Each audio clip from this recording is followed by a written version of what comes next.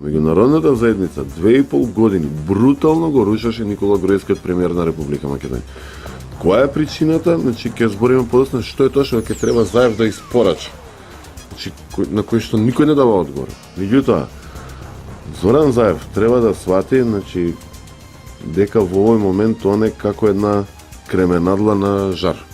Значи прво ќе опечата од едната страна, па од другата, па на кант, па ќе опечат и така натаму, дека албанците нема тек така да му се сложат на него за неговите гаранции кон председателот, прво затоа што они викаат ние што имаме со тебе, значи министрите кои што беа и до сега кај Али Ахмети или ОДП вика ние одговараме пред нашите лидери, не одговараме на премиерот, тоа го имавме ние како примери и како изјави од високи функционери. Меѓутоа, дека они имаат договор, меѓутоа дека ќе го официализираат јазикот, ќе пробаат да го официализираат јазикот, ќе пробаат. Времево, значи, од создавањето на новата влада до 15 октомври ќе се покаже дека таа влада ќе биде тотално нефункционална. Значи, како ќе ги контролира он нив? Значи, ка сами веќе даде изјава дека гаранциите не ги почитува. Заев дава гаранции, следниот ден ка сами дава друга изјава. Еве да не биде он во коалицијата. Дуи, после тоа дава... Така. Значи така, значи не е само Али Ахмети у Дуи, нели, има цела партијата, структура. Значи дава изјава сосема поинаква. Сега за сега Ахмети најмудро отворено молчат, зборува за приоритетите. Нормално ќе зборат.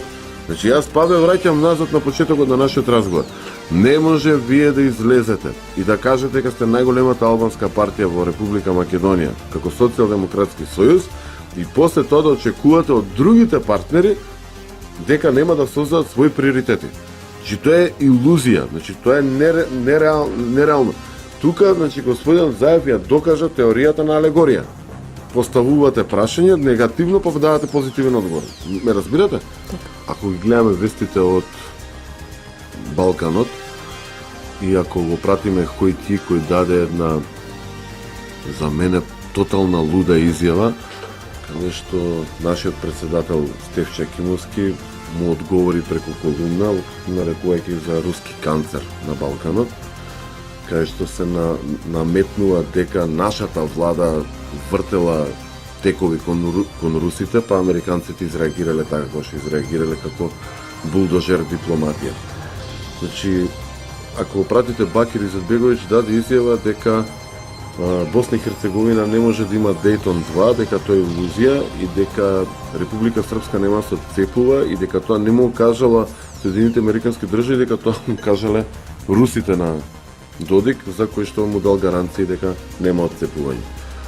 Заев од друга страна дава чудни изјави кои што се несватливи. Значи, вика прво ги навреди србите, кои што со години покажувале дека имале и амбиции кон Македонија, меѓутоа биле генерално добри пријатели на Република Македонија. Од друга страна се врти кон бугарите и вика ние сме същ народ. Същ народ значи ние сме ист народ. Ист народ, кога збориме, може да говориме по однос на традиција, религија, дел религија, состав етнички, кај нив има исто муслиманско население и така надолу. Меѓутоа бугарите нас не негираат. Значи не можете да летате со такви изјави.